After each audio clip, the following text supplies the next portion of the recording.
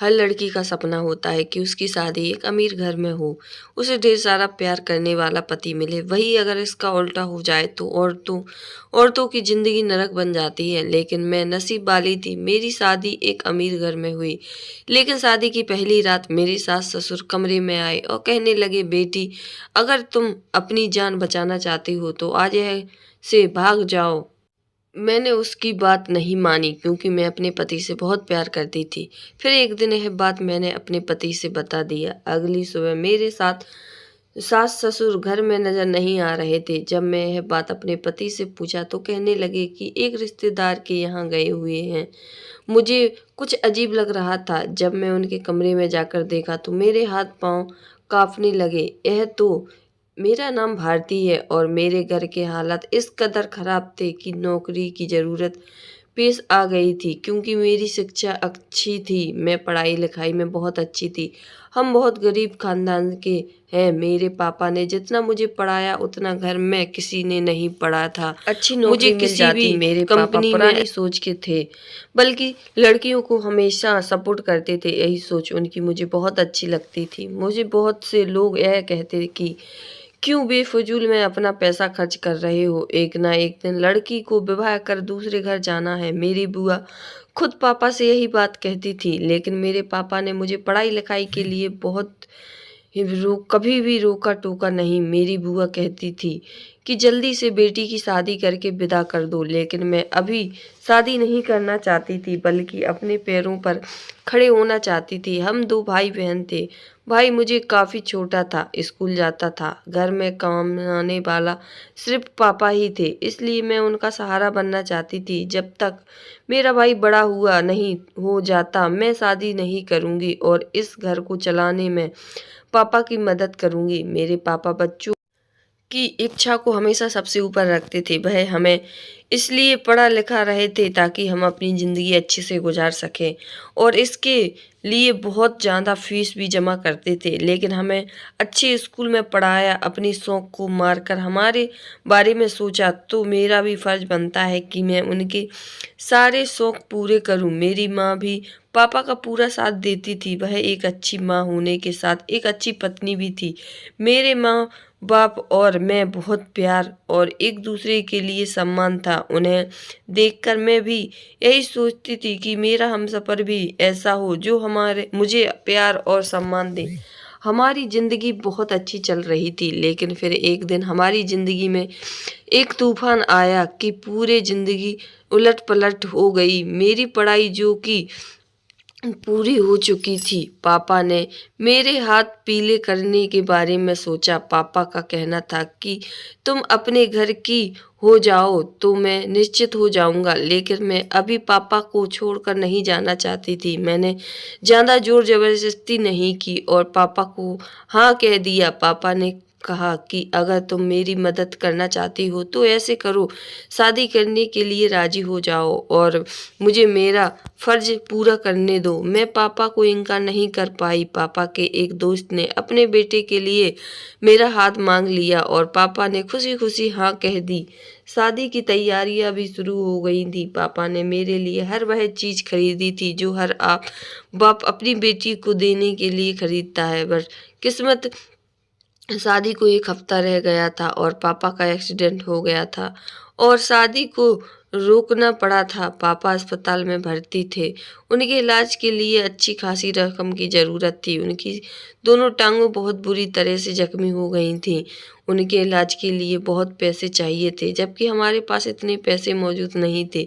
ऐसे में मैंने अपनी कीमती चीज़ बेच दी। मेरे पापा ने यह चीज़ बड़े प्यार से बनवाई थी मेरे लिए, लेकिन मेरे पापा की ज़िंदगी इन चीज़ों से कहीं ज़्यादा कीमती थी, इसलिए मैंने बेच दिया। जब पापा के दोस्त को यह पता चला कि मैं अपनी कीमती चीज़ बेचकर पापा के इलाज में पैसा दिया है तो उन्होंने शादी से साफ इनकार कर दिया। मैं इस वजह थी। शुरू-शुरू में पापा के दोस्त इस शादी को टालते रहे, लेकिन जैसे समय गुजरता गया उन्होंने अपनी असली औकात दिखा दी और अपनी बेटे की शादी एक अमीर घर में तय कर दी।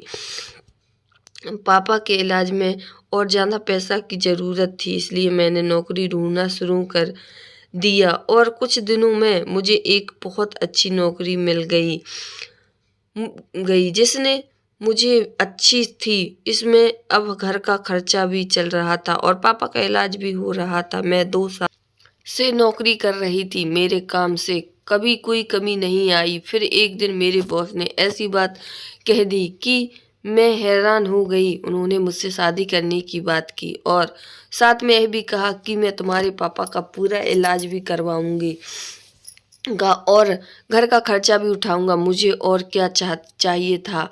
मैंने तुरंत हाँ कर दी और इस बारे में माँ से भी पूछा। उन्होंने भी हाँ करने को कहा। मैं शादी करके उनके घर तो चली गई और मैंने सोचा कि जैसे मैं पहले नौकरी पर जाती थी वैसे ही अभी जाया करूँगी ताकि उन्हें ना लगे कि मैंने उनसे शादी पैसों के लिए की है।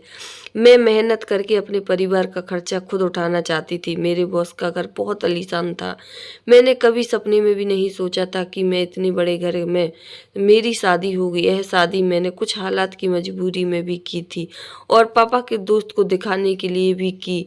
अगर उन्होंने अपने बेटे की शादी मेरे साथ नहीं की तो क्या आज उनकी बेटे से कई ज़्यादा अच्छा इंसान मिल गया।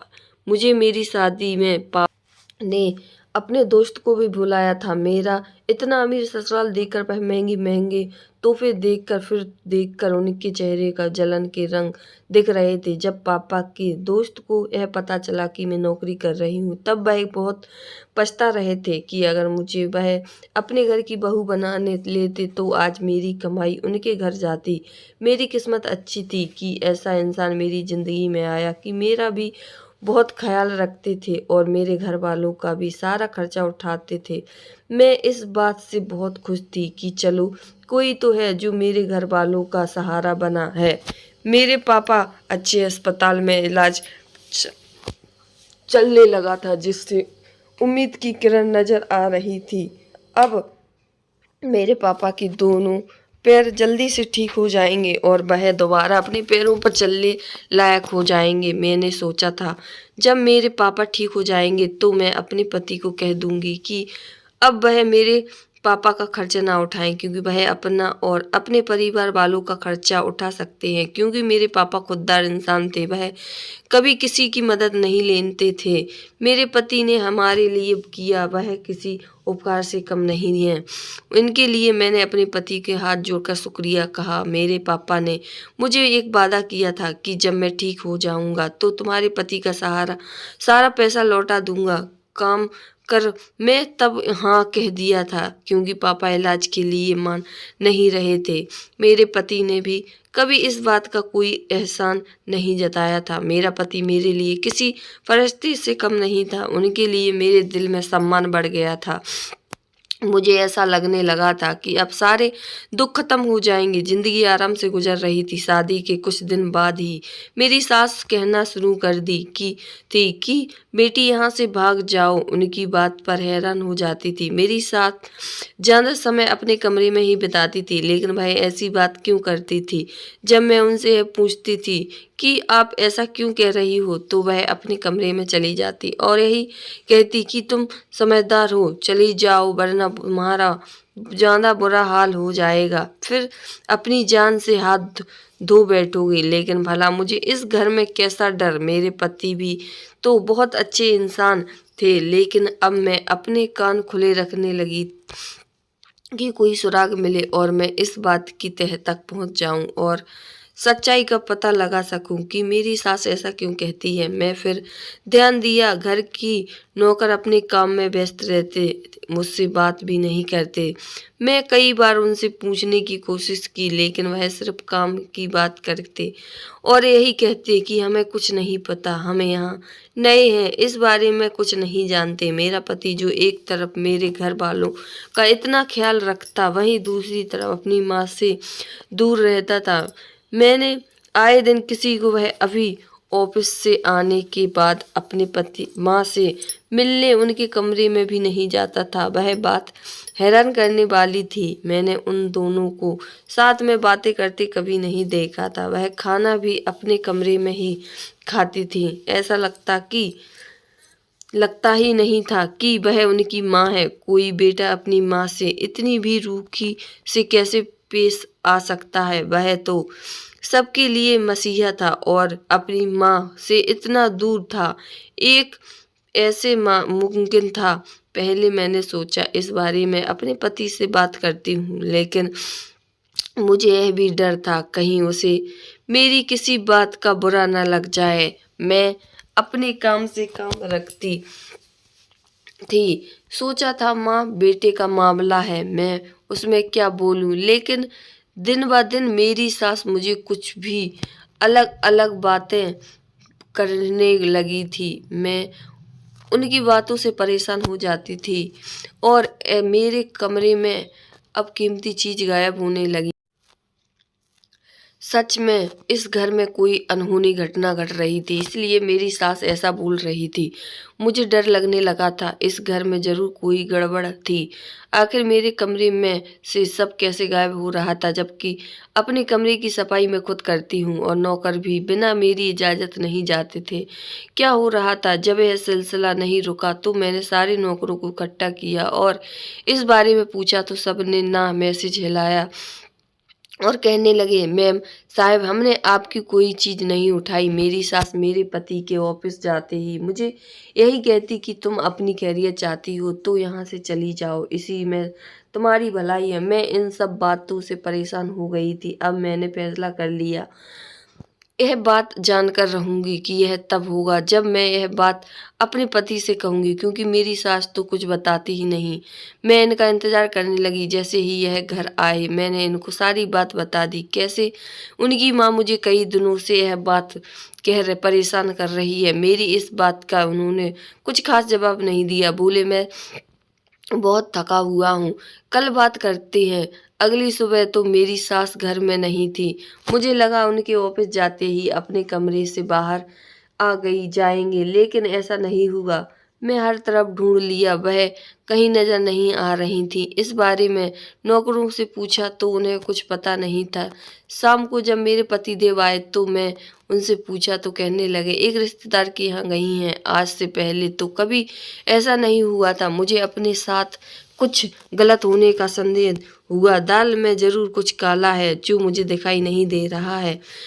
अगले दिन मैं अपने पति के जाने का इंतजार करने लगी और उनके जाते ही सास के कमरे में चली और तलाश लेने लगी। जैसे ही मैं बेड की चादर हटाई मैंने यह देखकर चौंक गई, तो मेरा हीरो का हार है जो मेरे पति ने मुंह दिखाई में दिया था। मुझे समझ नहीं आ रहा था कि क्या यह नेकलेस मेरी सास ने चुराया था, लेकिन क्यों? उन्हें चोरी करने की क्या जरूरत है? वह तो खुद इस घर की मालकिन है, उनके पास ऐसी कई सेट होंगे। मुझे लगा शायद ये हरकत किसी नौकर ने की होगी, लेकिन मैं सोचने वाली बात है, अगर नौकर चोरी करेंगे तो उसे अपने साथ ले जाएंगे, मेरी सास के कमरे में क्यों लेकर आएंगे? पूरी घर की तलाशी लेने लगी और मुझे बहुत सामान मिले जो मेरे गायब हो गए थे।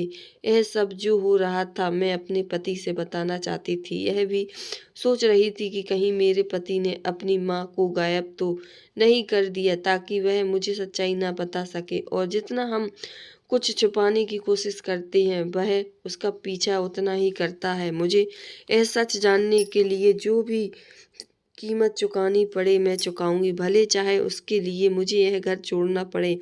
आखिर सच मेरे पति को भी पता है, लेकिन वह मुझे नहीं बता रहे हैं। आज मैं सोच लिया कि मैं उनसे पूछ कर रहूंगी। जब वह शाम को ऑफिस से आए तो मैं उनसे कहा कि मेरा सब सामान उनकी माँ के कमरे में मिला। इसका क्या मतलब समझूं? मैं तो वह बताने लगी, वह मेरी सगी माँ नहीं है। मेरी सगी माँ मुझे बचपन में ही छोड़कर चली गई थी। जब मैं 6 साल का था वह औरत मेरे पापा के ऑफिस में काम करती थी। जब मेरी माँ गुजर गई तब इस औरत ने मेरे पापा को फंसा लिया और मुझे देखते ही मेरे दादा दादी ने कहा कि इस बच्ची की देख रेख कौन करेगा, इसलिए तुम शादी कर लो। मेरे पापा ने इस औरत से शादी कर ली और घर ले आए। कुछ दिन के बाद इसने अपना रंग दिखाना शुरू कर दिया और मेरे पापा की सारी दौलत हथिया ली। मुझे यह औरत कभी पसंद नहीं थी। मैंने कभी इसे माँ नहीं कहा कि औरत कम उम्र की थी और मेरे पापा की उम्र ज़्यादा भी थी, कुछ साल उम्र ही थी। कुछ साल बाद पापा इस दुनिया में से चले गए। इस औरत ने मेरे ऊपर बहुत जुल्म किए। मेरे पापा ने चालाकी से सारी जायदाद मेरे नाम कर दी थी और यह बात मरते वक्त उन्होंने मुझे बता दिया था, क्योंकि इस औरत की सच्चाई जान चुके थे। लेकिन मैं फिर भी उन्हें यहाँ इस घर में रहने दिया, लेकिन मैं इनसे बात नहीं करता। जब मेरी शादी हुई तो मैं जलन होने लगी कि मैं इतना सब हमारे लिए क्यों कर रहा हूँ। इसलिए तुम्हें डरा धमका कर यहाँ से भगाना, ताकि यह मेरी ज़िंदगी ख़राब कर सके, तबाह कर सके। सास की सच्चाई सुनकर मेरे पैरों तले से ज़मीन निकल गई। यह उनके बारे में कितना सोचते थे और उनकी ज़िंदगी बर्बाद करना चाहती थी। कहानी पसंद आए तो चैनल को लाइक, शेयर, सब्सक्राइब करना। हर हर महादेव।